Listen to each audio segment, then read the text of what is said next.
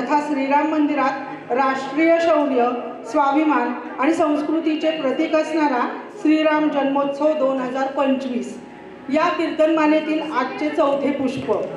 त्यासाठी आपल्याला लाभलेले प्रायोजक आहेत श्री अनिल शेठ खेबडे।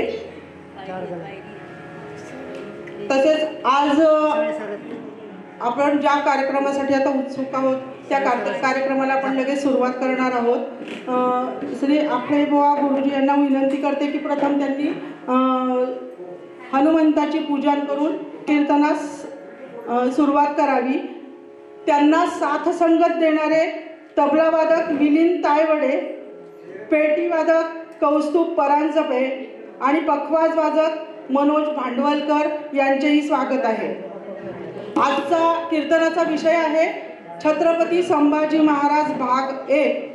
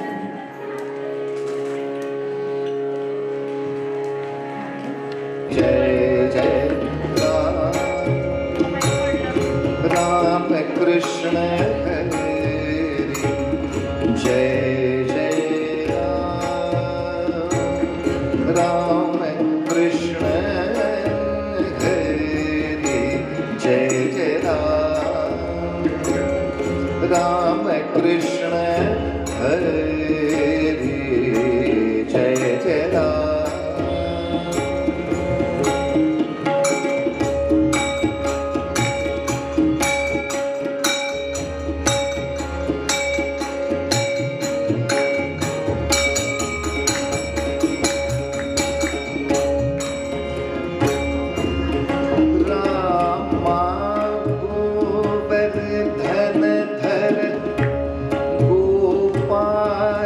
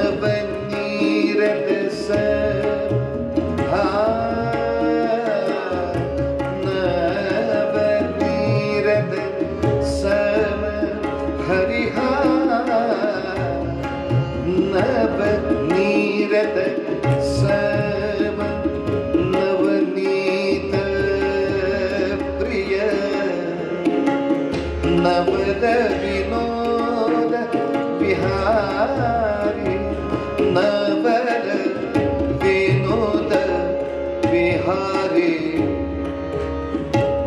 जय जय राम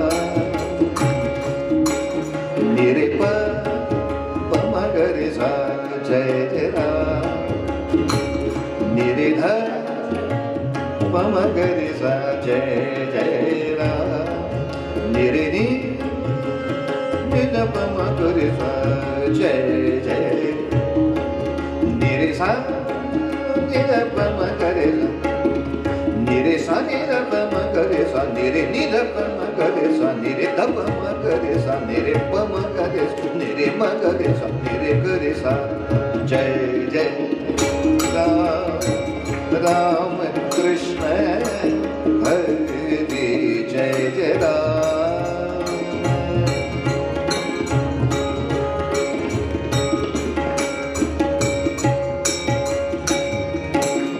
दुर्भासोनुत दुःख विमोचक दुर्जन संगम हरि जय जय राम दुर्भासोनुत दुःख विमोचक दुर्जन संगम हरि हरि हरि जय जय राम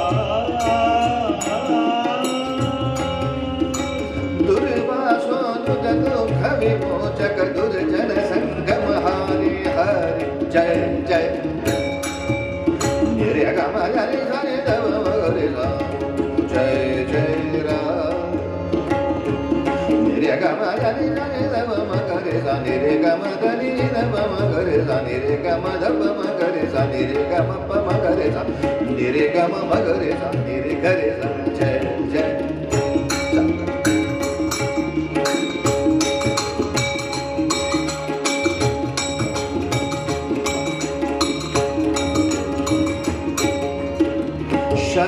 शरणागत तीना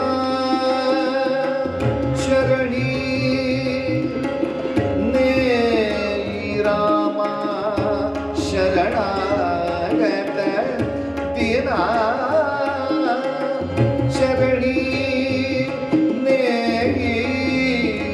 रामा करुणा दृष्टि निहारी रामा करुणा दृष्टि निहारी रामा करुणा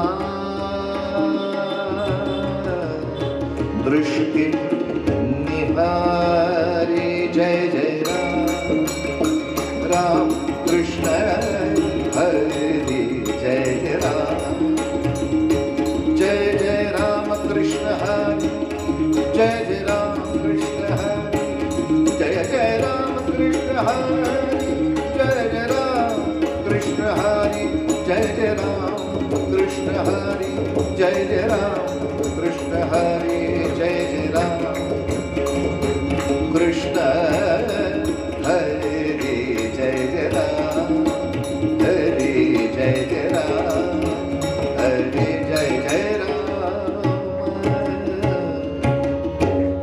रूप पाहता लोचनी रूप पाहता लोचनी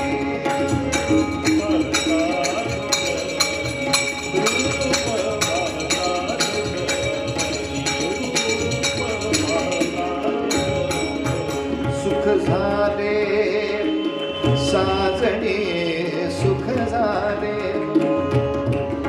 सुख झाले सुख झाले सुख लागे साजणे तो हा विठ्ठल परवा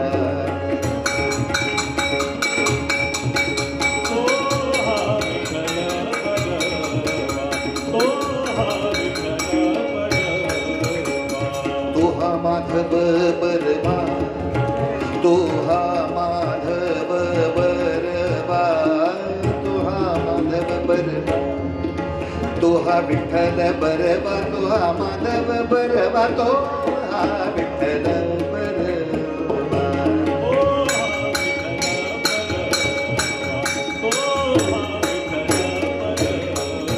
अहो बहुत सुकृताची जोडी बहुत सुकृताची जोडी बहुत बहुत सुकृताची जोडी म्हणून आवडी म्हणून विठ्ठली आवडी आवडी आवडी आवडी तो हा विठ्ठल परवा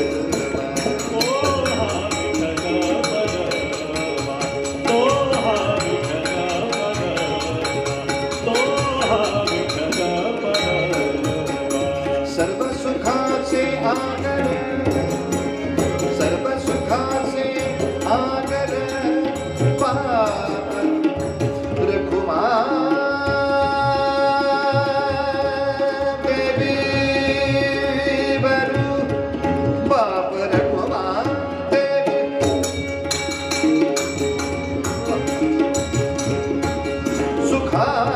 सुखाचे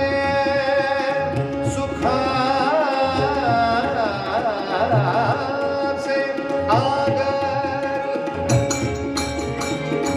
सुखाचे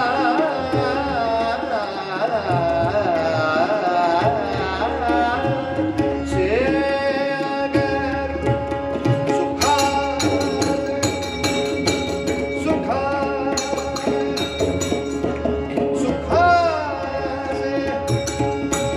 सुखाचे सुखाचे सुखाचे आगर सर्व सुखाचे आगर बाप रघुमा देवी बरू तो हा विठ्ठल परवा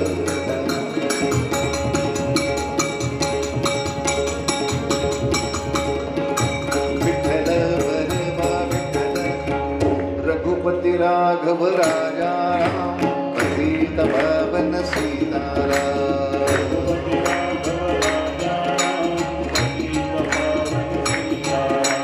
रघुपति राघव राजा राम पतित पावन सीताराम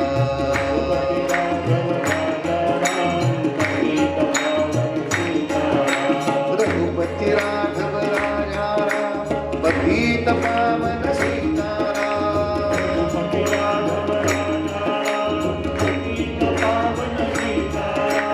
रघुपति राघव राजा राम पतित पावन सीताराम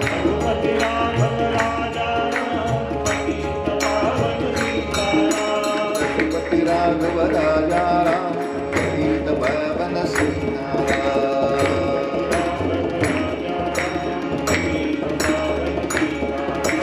रघुपति राघव राजा राम पतित पावन सीताराम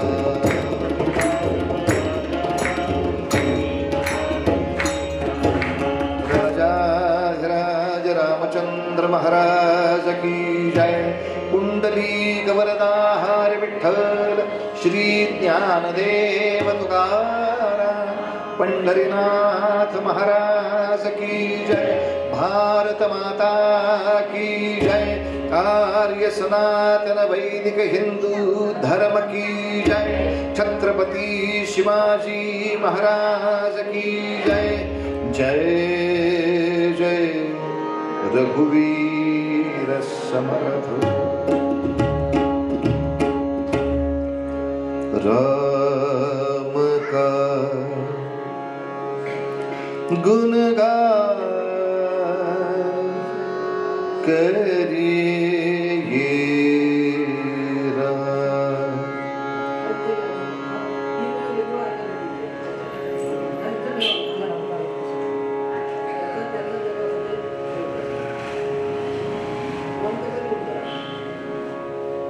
माझ्याकडे तुम्ही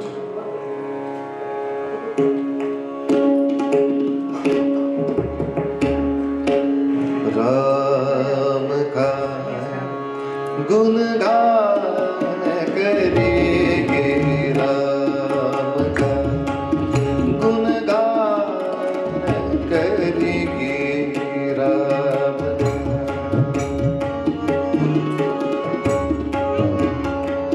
राम प्रभु की सभ्यता का, भद्रता का ध्यान धरिए, ध्यान करिए, राम का गुणगान करिए, राम का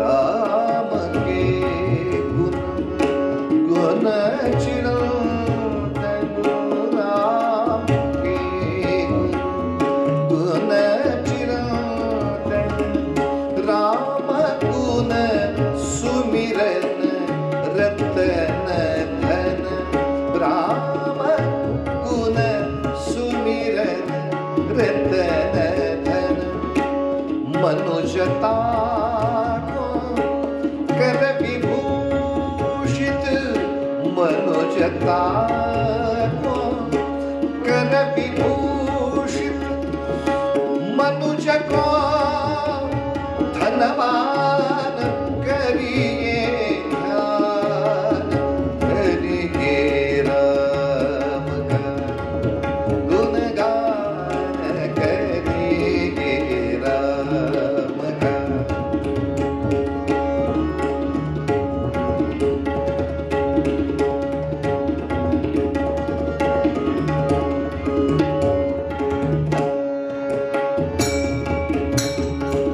सगुण ब्रह्म स्वरूप सुंदर, सगुण ब्रह्म स्वरूप सुंदर, सुजन रंजन रूप सुखकर, सुजन रंजन रूप सुखकर, राम आत्मा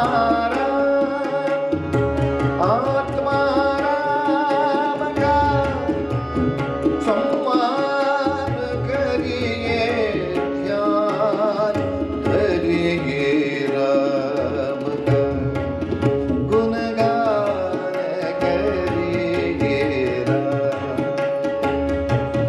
गुणगान करिए, राम का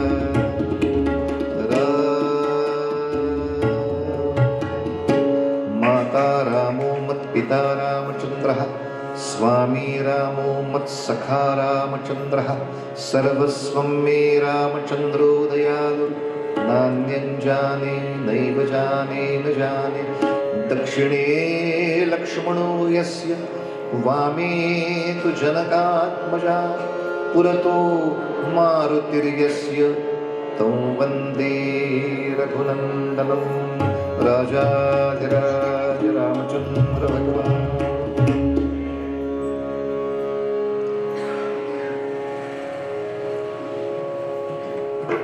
राम का गुणगान करिए और गुणगान के साथ राम प्रभु की सभ्यता का, भद्रता का ध्यान करिए। तुलसीदास महाराजांची फार सुंदर गोड रचना,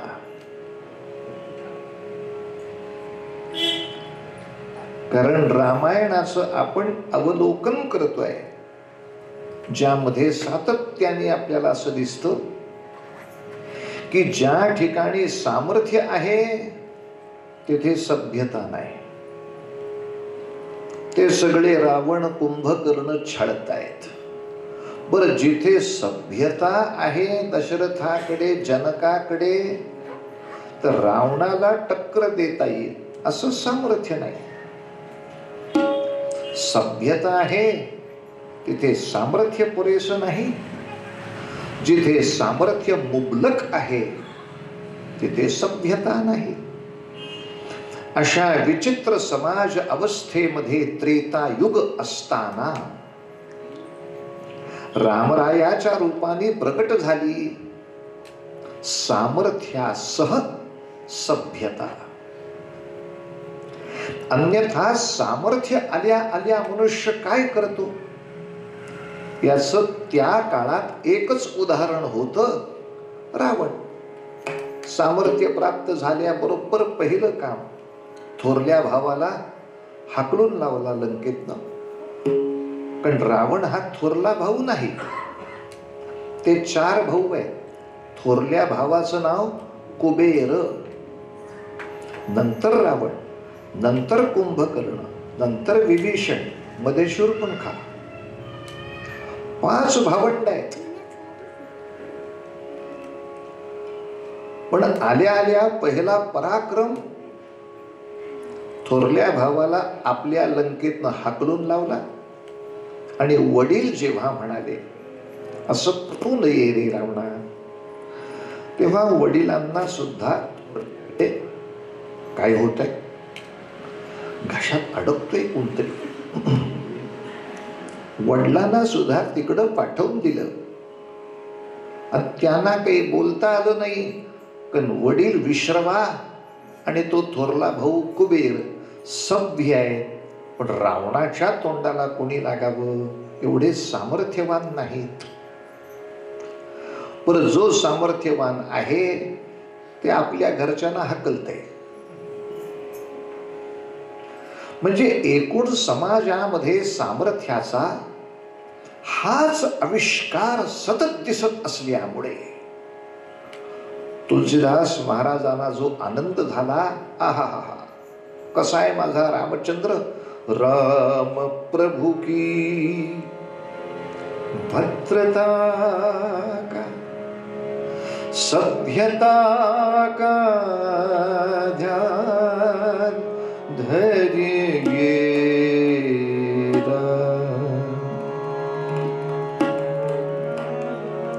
राम प्रभूंचं सामर्थ्य कसं पाहावं, एक उदाहरण पुरे.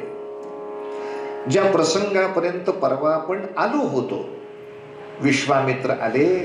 विश्वामित्र म्हणाले माझ्या यज्ञाला विघ्न आहे, राम पाठव. दशरथ म्हणाले मी येऊ का, नको, मला रामच हवा. आणि याच्या नंतर विचार हा झाला की विघ्न आणणारे कोण आहेत. आणि मग जी नावं सांगितली ते सगळे रावणाचे सेनापती, मारीच, सुबाहू आणि गव्हर्नर त्राटिका. आणि ही रावणाची माणसं आहेत हे समजल्याबरोबर दशरथ सुद्धा थरकापले. व्यक्तिगत कोणाशी तरी वैर घेणं ठीक आहे, एकदम रावणाच्या लोकांशी वैर मला अवघड वाटतं. तुझा मुलगा बघेल ना ते. आणि ज्या राक्षसांच्या समोर उभं राहण्यासाठी दशरथ घाबरतात त्या सुबाहूला रामचंद्राने मारला, युद्धात मारला. मारीचाला बाण असा मारला की तो तिथून उडाला, तो लंकेलाच पोचला. त्राटिका संपवली. परिणामतः लक्षात असं येतं दशरथांपेक्षा अधिक शौर्य दाखवून दिलं. पण दशरथापेक्षा अधिक शौर्य आल्यानंतर बाकीचे काय करतात, दशरथा निघा आता हे सगळं आमच्या नावे करून टाका, 7-12 करा, म्हणजे आम्ही 7व्याला राहतो, तुमचा 12वा. एकदा 7-12वर करून टाका, सामर्थ्य आहे ना. पण एवढं सामर्थ्य दाखवून सुद्धा जे शिवधनुष्य पाहिल्यानंतर भारतातले सगळे राजे हतवीर होऊन जात होते, ते शिवधनुष्य उचलल्यानंतर सुद्धा जेव्हा रामचंद्र अयोध्येला येत आहेत, अयोध्येमध्ये त्यांना याच्या पुढचा राजा करावा असा ठराव सगळ्या सभेमध्ये संमत होतो आहे. अशा वेळेला रामचंद्राने आग्रह केला, बाबा मला राज्यावर बसवण्याची घाई का करता? कारण माझा जो भाऊ भरत, माझा जो प्रिय भाऊ शत्रुघ्न, ते भरताच्या मामाकडे राहायला गेलेत. माझे भाऊच इथे नसताना माझा राज्याभिषेक बरं नाही वाटत. माझ्या आनंदात सगळे सहभागी पाहिजेत. किती दोन टोक आहेत बघा. रावण म्हणतो मला राज्यावर बसण्यासाठी भावाला हाकललं पाहिजे, हा म्हणतो माझ्या राज्याभिषेकाला उपस्थित भरत पाहिजे. नुसता भरत का, आजोबा पण पाहिजेत, मामा पण पाहिजेत, कौसल्याची आई वडील पण पाहिजेत, सुमित्रेची आई वडील पाहिजेत. हे काय आपलं फास्ट फूड, घ्या पिठकी करा इडली, इतकं पटकन कशाला? येऊ दे ना सगळ्यांना. पण दशरथाने थोडी घाई केली. नको वाट पाहू, मला माझ्या जीवाची शाश्वती वाटत नाहीये. इमोशनल ब्लॅकमेल असं केलं थोडं. आणि उद्या राज्याभिषेक होणार ही बातमी सगळ्या अयोध्येमध्ये पसरली. मात्र ती बातमी मंथरेनं ऐकली आणि कैकेयीला जाऊन सांगितली, अगं बाईक, उद्या अभिषेक रामाला. असं कीर्तनात गाणं असतं. बाकीची गाणी म्हणताना कसं स्टार्टअप घेता येतो. तर नाही, हा बरं नाही वाटत, दुसरं हा हा ठीक वाटतंय. एवढा वेळ पोटाच्या काकाकडे हा केला की नरड सुरू. मंथरा कैकेयीला म्हणाली, उद्या इथं गाणं सुरू, उद्या.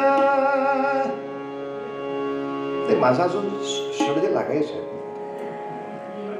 काय, 12 वाजता लावतोस काय? आणि कीर्तनात गायचं म्हणजे तुमच्याकडं बघून गायला लागतंय हो. डोळे मिटून बसलं तर समोरचे म्हणतात तुझ्यासाठीच करायचं असेल तर आला कशाला इथं, मी चाललो घरी. माझ्याकडं बघ ना, मला आवडतंय का नाही ते बघ, मी झोपलोय का नाही ते जरा बघ. उद्या अभिषेक रामाला, आहे का ठाऊकी तुझं अभिषेक रामाला, उद्या अभिषेक रामाला, उद्या अभिषेक रामाला, आहे का ठाऊकी तुझला, आहे का.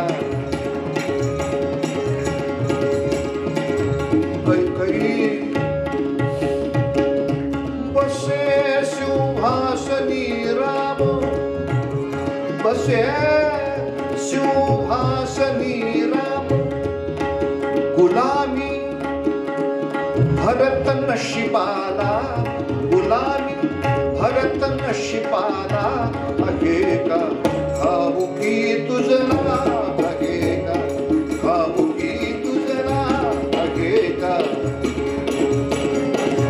आहे का. गमधनीसा गमसा गमधनीसा, आहे का ठाऊकी तुझला, आहे का.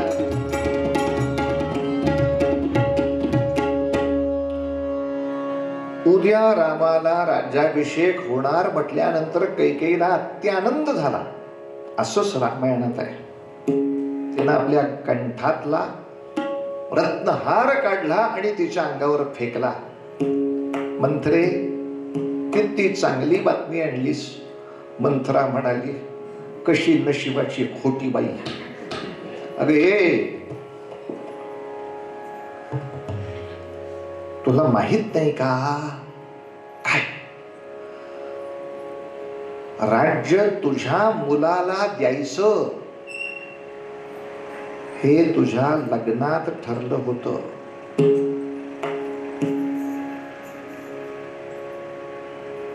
जे सोयीस्कररित्या बाजूला केलं जात आहे.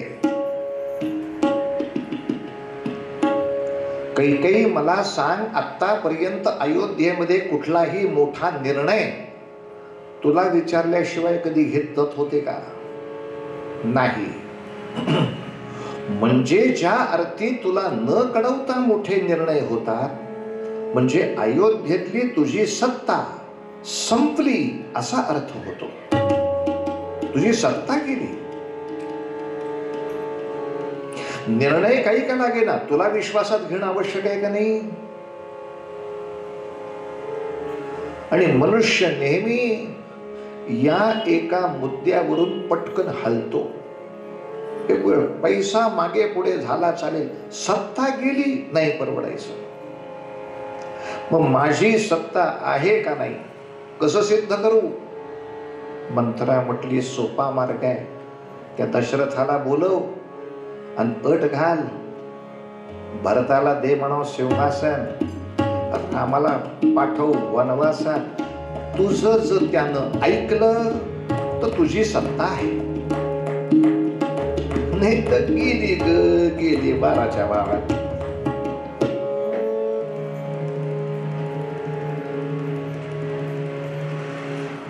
आणि बोलावलं तिनं,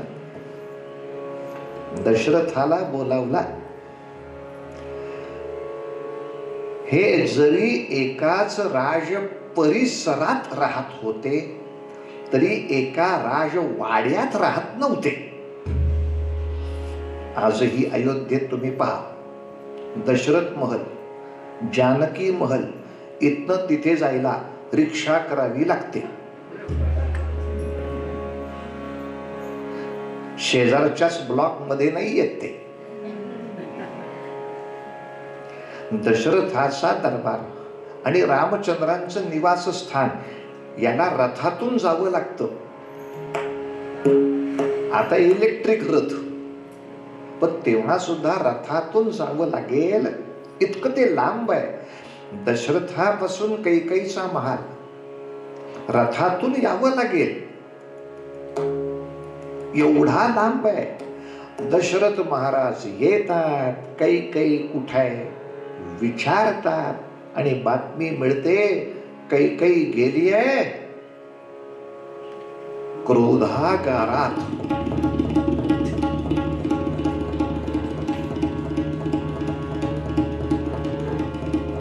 क्रोधागार म्हणजे रागवण्याची खोली. मिठागार म्हणजे जिथं मीठ मिळतं अशी जागा. क्रोधागार म्हणजे जिथं क्रोध मिळतो. काय मोठी माणसं हो, राजवाडे मोठे, त्यांच्याकडे रागवायला सुद्धा वेगळा महाल होता. आता 1 BHK मध्ये कुठं क्रोधागार शोधा तुम्ही मला सांगा. या कोपऱ्यात क्रोधागार, या कोपऱ्यात शांती आगार. काय करायची नाही. क्रोधागारामध्ये गेली एखादी व्यक्ती, त्या खोलीत जाऊन बसली की तुम्ही समजायचं ते रागवलेत. काय गंमत आहे. दशरथ त्या ठिकाणी गेले, तिथे कैकेयीनं काळी भोर वस्त्र परिधान. हॅलो हॅलो हॅलो, काय झालं? श्रीराम, ठीक आहे. काळी भोर वस्त्र परिधान केलेली. काही कळतंय का मी काय सांगतोय? निषेध करायचा असेल हे पाहिजे.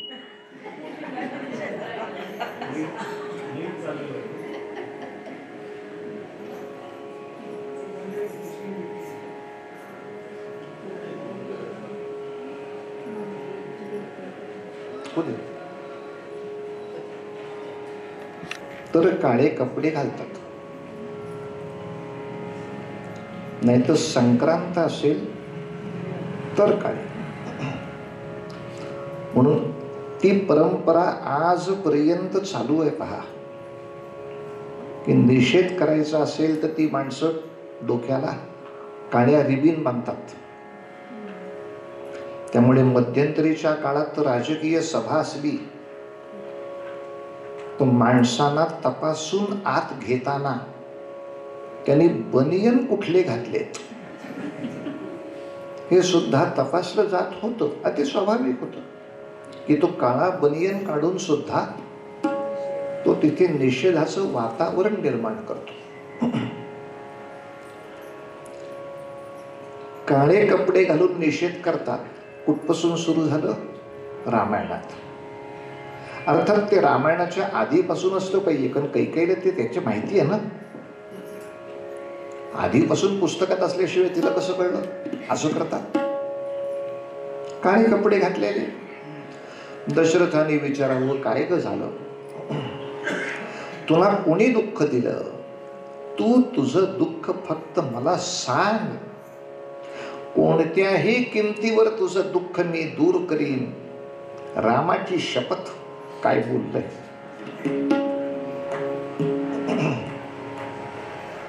कोणत्याही किमतीवर तुझं दुःख मी दूर करीन. रामाची शपथ. आपल्या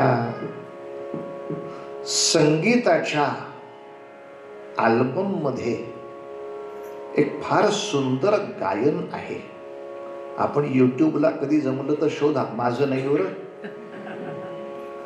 पंडित जितेंद्र अभिषेकी यांची एक रेकॉर्ड आहे. कोणत्या नाटकासाठी ते लिहिलंय किंवा गायलंय त्याचा पत्ता नाही, पण बहुतेक याच सीन साठी असावं इतकं करेक्ट आहे की दशरथ कैकेयीला विचारतोय, अगं काय तुझं रुसणं? तुला कसं समजावून सांगू तेच कळत नाही. कैकेयी नेरे गम पेरे रे नेरे. अभिषेकींची रेकॉर्ड आहे, पण या सीन साठीच आहे ते गाणं बहुतेक. कैकेयी कशी तुझ समजावू सांग, कशी तुझ समजावू सांग, कशी तुझ समजावू सांग. का भामिनी उगीच राग, का भामिनी उगीच राग. कशी तुझ समजावू सांग, कशी तुझ समजावू सांग.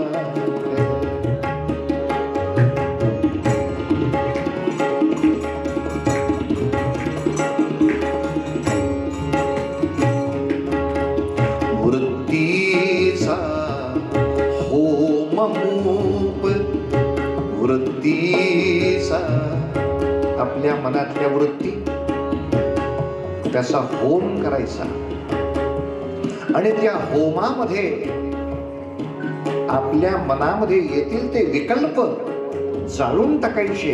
हा खरा यज्ञ आहे. असा यज्ञ आपण करायचा आहे.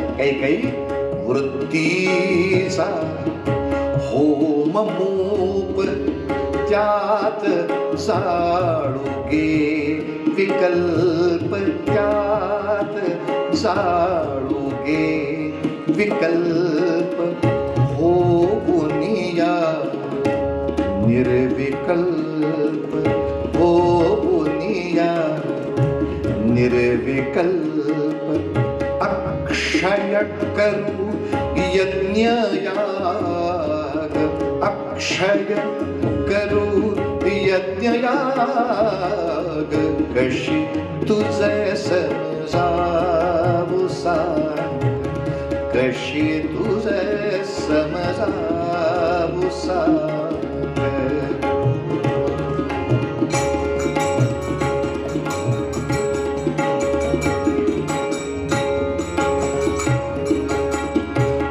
ओठांचे भेडपंथ, ओठांचे भेडपंथ, गायीकडे मुक्त छंद, गायीकडे मुक्त छंद, श्वासाचे करू प्रबंध, श्वासाचे करू प्रबंध, हृदयाचे मधुप्रयाग, हृदयाचे मधुप्रयाग, कशी तुझे समजावू सांग, कशी तुझे समजावू सांग, का भामिनी उगीच राग, का भामिनी उगीच राग, कशी तुझे समजावू सांग, कशी तुझे समजावू, तुझे समजावू, तुझे समजावू सांग. राजा रामचंद्र महाराज.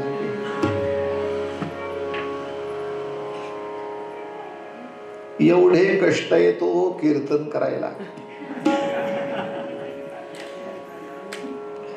म्हणजे हे तुम्हाला का सांगतो, तुम्ही बाकीच्यांना पण सांगा की एका कीर्तनासाठी किती ताप आहे. ज्या एकेका गोष्टीसाठी कॉलेजमध्ये वेगळे वेगळे तास असतात, त्या 10 तासाचं काम एका तासामध्ये आपण करतो. तुम्हाला संगीत शिकायचंय, तास वेगळा असतो. तुम्हाला वाद्य वादन शिकायचंय, तास वेगळा असतो. तुम्हाला संत साहित्य शिकायचंय, तास वेगळा. तुम्हाला मराठी भाषा आणि व्याकरण शिकायचंय, तास वेगळा.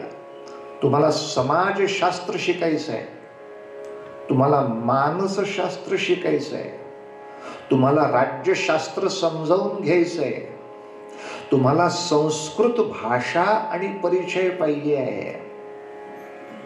सगळ्याचे तास वेगळे. अभिनय शिकायचा आहे, तास वेगळा. वक्तृत्व शिकायचं आहे, शिबिर वेगळं. विनोद सांगायला सुद्धा क्लासेस आहेत. एवढं सगळं एकत्र झेंगाट करतो आपण. आणि मे महिन्यामध्ये पुण्यात नवीन लहान विद्यार्थ्यांच्यासाठी वासंतिक कीर्तन वर्ग असतो. 1 मे ते 31 मे सुट्टी लागली की चला कीर्तन करा. साधारणतः पालक पोराला घेऊन आले की पहिलं वाक्य एकच सांगतात, आपले काय याला काहीच येत नाही, कीर्तन तरी शिकवा.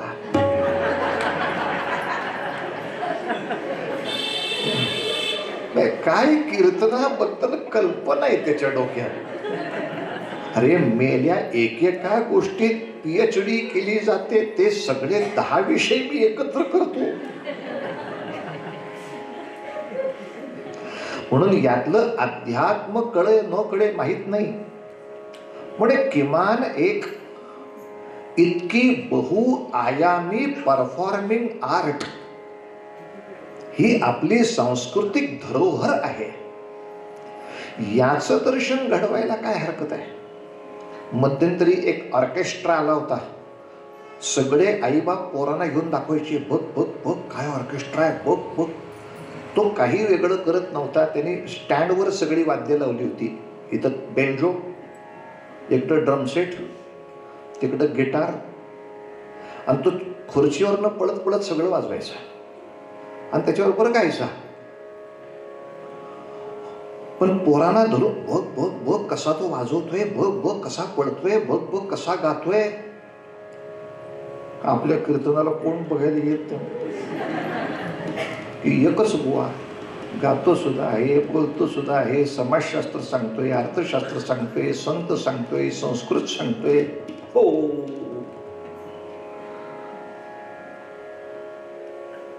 कीर्तनकार फेल. साधारणतः कुठंच न चाललेलं नाणं देवाच्या पेटीत टाकावं, त्या नात्याने कुठंच न खापणारं कार्ट या म्हणले कीर्तन शिकवा. असं कसं दे बाळा. दशरथाने विचारावं, कैकेयी काय झालं? आणि तिनं एक आठवण दिली. हे दशरथ राजा, शंबरासुर नावाचा एक राक्षस इंद्रावर स्वारी करून आला होता. तुम्ही इंद्राच्या मदतीला गेलात तेव्हा मी तुमच्या बरोबर आले तुमच्या मदतीला. म्हणजे कैकेयी रणधुरंधर आहे. रणांगणात युद्ध करताना काय एकमेकाला मदत करायची तिला माहिती आहे. आणि जेव्हा शंबरासुराच्या युद्धात शंबरासुरानं तुमच्या रथाचं चाक निखळवून टाकण्याचा प्रयत्न केला तेव्हा मी शिताफीनं ते चाक पकडून ठेवलं आणि शंबरासुर मरेपर्यंत आपला रथ डगमगू दिला नाही. या माझ्या पराक्रमावर संतुष्ट होऊन तुम्ही म्हटलात, कैकेयी कुठलेही 2 वर माग दिले. आणि तेव्हा मी शहाणपणा केला आणि म्हणाले, नंतर मागीन, चेकवर सह्या करून ठेवा. अमाऊंट काय टाकायची आणि डेट काय टाकायची ती नंतर ठरव. आता अमाऊंट आणि तारीख आता ठरली. 2 वर दिले होते आणि या 2 वरांचा मागणं मी करते आहे. गम पद पद सानी निध धप पम मग गधे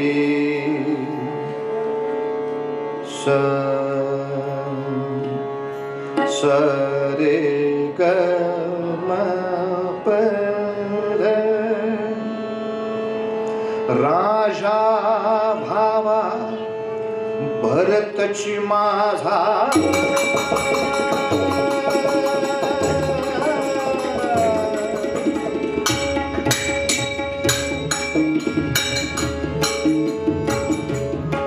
राजा भावा भरतची माझा राम जावो वनाला वनाला राम जावो वनाला प्राणाहुनीही श्रेष्ठ मानते प्राणाहुनही श्रेष्ठ मानती रघुराजे वचना वचना. राजा बाबा भरतची माझा राम जावो वनाला आणि प्राणाहूनही श्रेष्ठ मानती रघुराजे वचनाला. आपण वचन दिले पाळायला नको. ही मागणी ऐकून दशरथ बेशुद्ध पडले. दशरथांच्या बरोबर त्यांचा जो मंत्री आला होता त्याचं नाव सुमंत. तो रथावर बसला. रथ रामाच्या मंदिरापर्यंत नेला. रामचंद्रांना घेतलं आणि आले. काय घोळ आहे असं कैकेयीच्या महालात चाललंय. असं कैकेयीच्या महालात चाललंय. लवकर चल. इथे आपल्या पूर्वरंगाचा विषय आहे राम प्रभू की सभ्यता. जेव्हा ते कैकेयीच्या महालात आले आणि त्यांनी आपल्या वडिलांना पाहिलं, कसे होते वडील, जमिनीवर लोळतायत, अंगावरच्या वस्त्राचं भान नाही, दागिन्याचं भान नाही, रडून रडून डोळे लाल. आयुष्यात कधी बाबांना असं बघितलं नाही हो. बाबा बसणार सिंहासनावर, बाबा उभे राहणार रणांगणावर, बाबा बसलेले असणार न्यायाधीशाच्या आसनावर, किंवा बाबा असतील होम शाळेमध्ये यज्ञात आहुती देताना. अशी वैभवशाली आपल्या बापाची रूप पाहिलेली. बाबा काय हो हे? आणि वडिलांनी सांगितलं, ही राक्षसीण असं मागतीये. भरताला राज्य मिळावं, तू 14 वर्ष वनवासात जावं.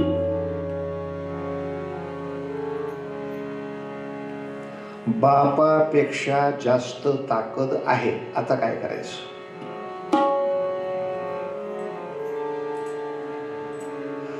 कैकेयीपेक्षा तर हायच आहे. बर हाक मारली तर लक्ष्मण आपल्याच बरोबर आहे. अयोध्येचं जनमत घेतलं तर आपल्या बाजून आहे. मग या म्हाताऱ्याला तुरुंगात टाकायला किती वेळ लागतो? भाऊ, काल तुम्ही जाहीर केले, आता ही बाई काय म्हणते त्याच्यावर मला काय सांगू नको. आता ती आणि तू दोघं बसा. सामर्थ्याचा हाच आविष्कार याच्या पूर्वी पाहायला मिळालेला आहे, दुसरा कुठलाच नाही. सामर्थ्याचा आविष्कार काय असू शकतो? रामचंद्रांनी म्हणावं, बाबा का रडताय? तुम्ही मला वनवासात जा असं सांगितलं आणि आता मी ऐकणार नाही अशी भीती वाटून तुम्ही रडता का? साधारण आईबाप यासाठीच रडतात, पोर ऐकत नाही. तो माझं किती वेळा सांगितलं हे कर, किती वेळा सांगितलं हे कर, आता कुठं ऐकताय? साधारण आईबापाच्या रडण्याचं कारण पोरं ऐकत नाहीत, मी तुमचं ऐकणार नाही असं वाटतं. दशरथ म्हणतात, काय करू रे, तुम्ही माझं म्हणणं ऐकाल याची खात्री आहे म्हणून रडतोय. अख्खं कारण उलट आहे. रामा, तुला खरंच सांगू, तू वनवासात जावं असं मला वाटत नाही. तू मला तुरुंगात टाक आणि राज्यावर बस, म्हणजे मी सांगून टाकीन, मी म्हटलो होतो जा, त्यानेच मला तुरुंगात टाकलं, मी काय करू? बाबा, तुम्ही एकदा शब्द दिला होता ना, शब्द दिला होता ना, त्याला पळवाट नाही सोडायची. रघुकुल रीत सदा चली आई, प्राण जाय बचन न जाय. आपण दिलेला शब्द पाळणं हे आपली पहिलं दायित्व. त्याच्या पुढे प्राणासही मोल नाही. तुम्ही जे म्हणता की रामा तू निघून गेलास तर माझे प्राण जातील, ते मान्यच केले पाहिजेत, कारण शब्द पाळला गेलाच पाहिजे. आणि निघाले राम. सुमंता, वसिष्ठांना सांगा मी वनवासात चाललो, उद्या वनवासाची तयारी करा. आता तयारी काय करतात? तयारी म्हणजे सगळी स्वतःच्या नावावर असलेली इस्टेट दान करावी लागते, मग वनांचा. तो दानविधीचा कार्यक्रम उद्या सकाळी होईल. उद्या संध्याकाळच्या आत राम अयोध्येच्या सीमेच्या बाहेर असेल. इतकं सांगून उठले आणि जाताना कैकेयीला नमस्कारच.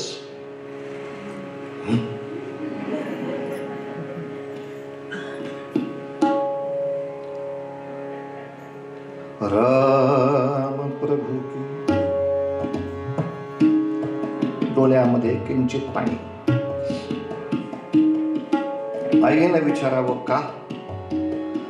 राज्य सोडावं लागते म्हणून रडता वाटतं.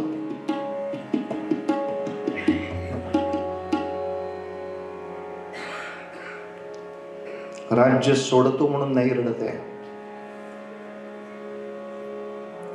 पण आज तू मला सावत्र मुलासारखं वागवलंस म्हणून रडतो. आयुष्यात आपण असे कधीच वागलो नाही. लहानपणापासून तू आणि कौसल्या भांडत होतात. तू म्हणायशीस भरत कौसल्येचा आहे आणि राम माझा. आयुष्यात कधी असं झालं नाही. का ग बाबांना त्रास दिलास? बाबांना का त्रास दिलास? मी वनवासात जायला पाहिजे हे मला बाबांनी का सांगायचं? तू का नाही सांगत? तुझा माझ्यावर विश्वास नाही? समजा मला कैकेयीनं सांगितलं असतं जा, तर राम ऐकणार नाही असं तुला वाटतं म्हणून पाणी आलं. आज पहिल्यांदा तू मला सावत्र मानलंस. तुला खात्री वाटायला पाहिजे होती माझी. आपल्या मनात आहे ना राम वनवासात. रामा इकडे, माझा मुलगा आहेस ना? हो, मला वाटते जा वनवासात. मी गेलो नसतो. म्हणजे लोकांना वाटेल फक्त पितृवचन पालनार्थ बापाचं ऐकतो, आईचं ऐकत नाही, असा बोलला आहे का मी? का आई असं वागलीस? हे 2 वर तुला आणखीन काहीतरी चांगलं मागण्यासाठी शिल्लक राहिले असते. कशाला खर्च केले इतक्या क्षुद्र कारणासाठी? तू हे मोहे जानो आज परायो. तू मला परक मानलंस आई, याचं दुःख आहे. मी वनवासात जातोय, आईला सांगतो, लक्ष्मणाला सांगतो, भरत येईपर्यंत मला थांबता नाही येणार. भरताला निरोप सांग बरं की जाताना रामाने तुझी खूप आठवण काढली. सांग मला भरताच्या हाती आपल्या हाताने राज्य द्यायचं होतं. तो काय वाईट राज्य करणार आहे? माझा भाऊ आहे, तो चांगलंच राज्य करणार. एकमेकांच्या भावांसाठी त्याग करायची स्पर्धा इकडं आणि स्वार्थासाठी आपापल्या भावावर कुरघोडी करायची स्पर्धा लंकेत. म्हणून राम प्रभू की भद्रता का. जेव्हा वनवास पूर्ण करून राम आले, राज्याभिषेकाचा आनंद झाला. त्या सिंहासनाकडे बघून खूप रडले, खूप रडले. काय रामायणात गोड प्रसंग आहे पहा. वरवर रामायण बघून नाही कळत हो. वाल्मिकीने तो प्रसंग लिहिलाय कारण वाल्मिकी तेव्हा होते तिथे त्या दरबारात. खूप रडले. शेवटी वसिष्ठांनी समजूत काढली काय झालं. 14 वर्षातली सगळी संकट खंबीरपणे झेलून मी तुमच्या भेटीला येतोच असं मी बाबांना सांगून गेलो होतो. ते माझं यश बघायला बाबा नाहीत.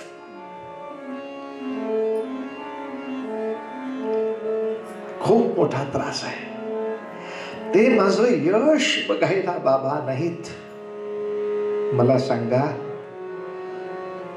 धर्मवीर शंभूराजांच्या चरित्राशी जुळणारा धागा सापडला ना? की सगळ्या संकटावर यश मिळवून मोठा होईल. पण माझं यश बघायला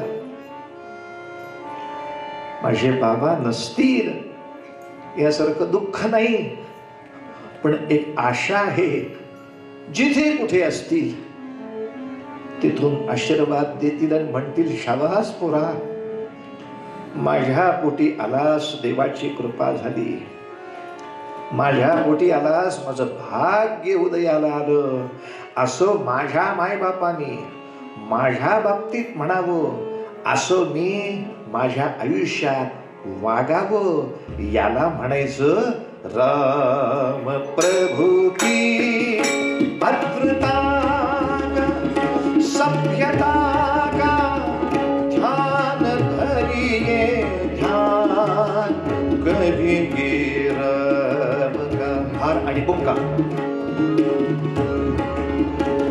राम का गुणगान करिए, राम का मगरे सा प मगरे द प मगरे नि द प मगरे सा नि द प मगरे रे सा नि द प मगरे रे सा रे सा सा नि ध ध प प मग मगरे गरे सा रा.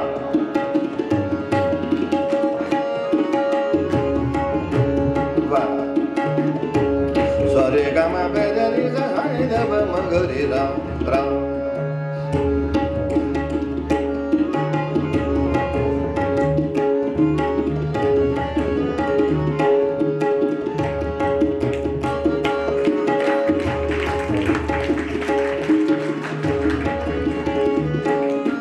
सारे सागरे मग प म ध प नि ध सा नि सा नि ध प म ग रे रे सागरे मग प म ध प नि ध सा नि ध प म ग रे रा. गुणगान करिए राम का, राम का, राम.